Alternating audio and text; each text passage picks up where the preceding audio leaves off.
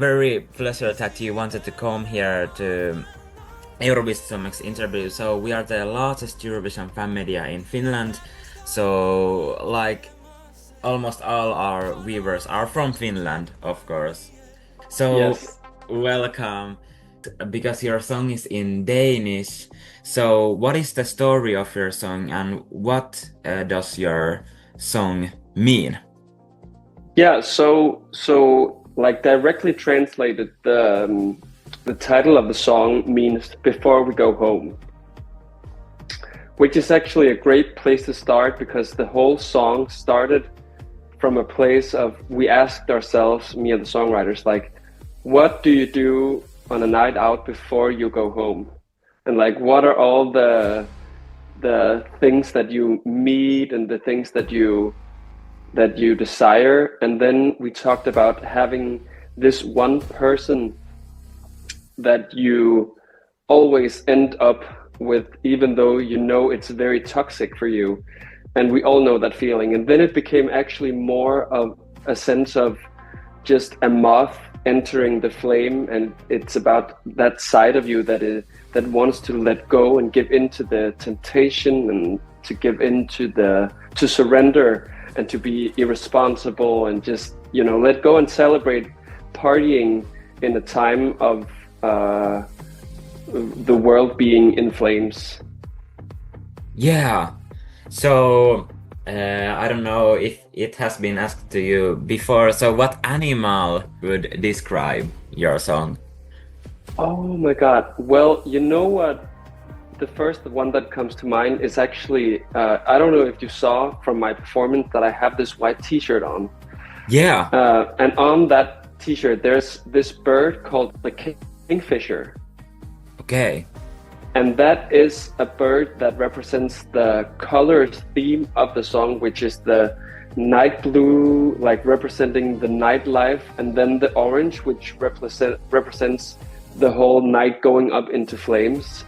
So, and also the name of the bird comes from this German word called Eisenvogel. I don't know if I'm saying that right, Okay.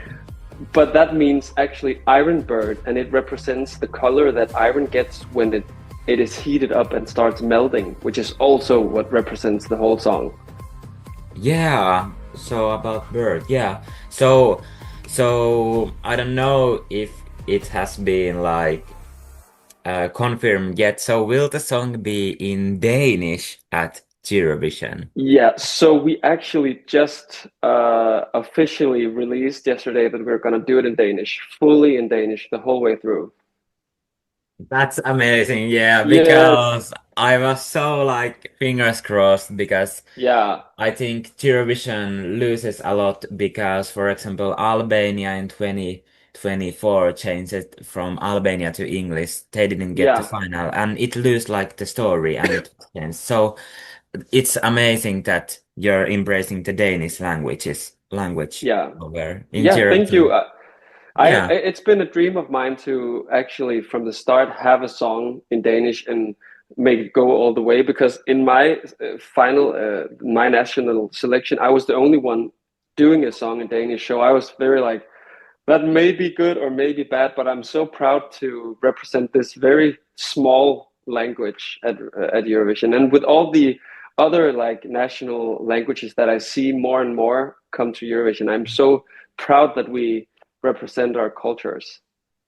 Yeah. Yeah. So did you train a lot for the dancing and singing at same time? Oh my God, I yes, I did. It was hard, but I did intensely train for like 2 months every day to really be able to do it. But also, I am a trained musical theater performer, so I have a Mm. bachelor's degree in that. So, and I did musical theater like since I was 10 years old. So I kind of also feel like I've trained all my life to do something like that. Yeah, and it went so well. Like you dropped from the, I don't know, above it, the Yeah. plate and to, wow, that was like, yeah, Thank you. Well, that many, was oof. yeah, That was scary. yeah, it looked like that, but it went Thank you. perfect. So, Thank you. um, so I mean, the staging is like you're in a room and there's hands and there's a lot of dancers. So where did the idea, do you have any inspiration coming? Where did the idea for your Yeah. amazing staging come from? Well, this, of course, is a song for everybody, and it is about the feeling that you get when you have those friends that you party with, and you look at each other and you say, "We will never go home."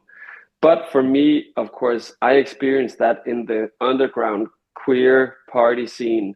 So when we wrote the song, it was a love letter to a nightclub called Nevermind in Copenhagen, where I've been Oh. dancing since I was younger.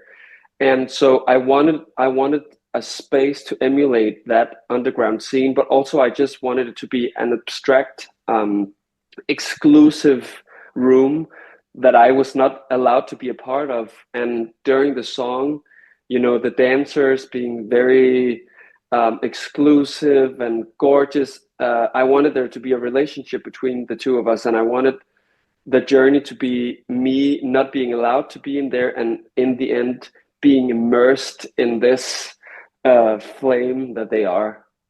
Yeah, and it wasn't like basic dancing, like it was done together with the singer and everything went well. That's what is amazing in Thank your you. performance and unique as well, because not all the Eurovision songs are like the dancers are just out there and not Yeah, really yeah. dancing. Yeah. No, but that was also very important to me. Also, growing up in musical theater, I always worked with having to convey a story while singing and dancing. It's not only about being a pop star, having some backup dancers. I really wanted there to be a reason for all of us to be together. So I'm so happy that it made sense. Yeah, yeah.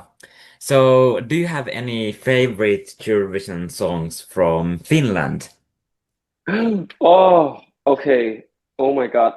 The first one I can think of is, of course, the Hard Rock Hallelujah, Yeah. because that is just so iconic and such a unexpected song to win the whole thing. And I just love that something so niche as hard rock metal like just took the whole world by storm.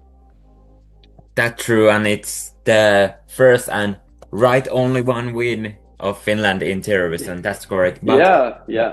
actually, in the odds, many of have said that Denmark could win Eurovision for its Yeah. first time. I think it's possible, but as well, Finland is in top one in the odds right now. But it Yes. can change still. I think But you yeah, could we hope the best. definitely, Yeah, yeah, I from I the think you could Nordics, take it. someone. Yeah, Yes. or you. We have to bring it to Nordics because the Central Yes. Europe and German countries have now.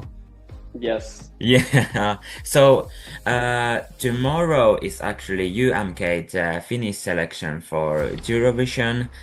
Yes. Uh, and have you listened any UMK songs yet? I actually have not yet, because I am doing a play in Denmark right now. So I'm very busy with like preparing for Eurovision during the day and then doing a play at night. But also I am probably gonna, like, my For You page is sending me all the Eurovision stuff. So I'm gonna start listening to everything. Yeah. Do you have any no, well, Eurovision hasn't started yet, but what will you do after Eurovision, maybe? Or what do you think it Uh, will bring to you? Yeah, so right now everything is like thrown up in the air, and I'm not sure what's gonna happen, because this is just a big kind of circus that I'm entering, and I'm hoping that it will bring a new audience to me and my music. But also I'm an actor, and I do musical theater, and I do TV and movies. So I would love to just get as many opportunities as possible. And also I would like to go on vacation a little bit, because it's been hard all doing all this, but right now I don't know, everything's up in the air. But I do know that I'm gonna do be Romeo and Romeo and Juliet in a musical version of that in the spring. So Mm. that thing I do know, but Everything else is up for grabs. Amazing. Yeah, Kärja, who placed in second, our Finnish. So he went to Thailand for like 2 months after Eurovision. So, wow. So that's the best advice, maybe, to go somewhere Yes. and just rest, and maybe to different.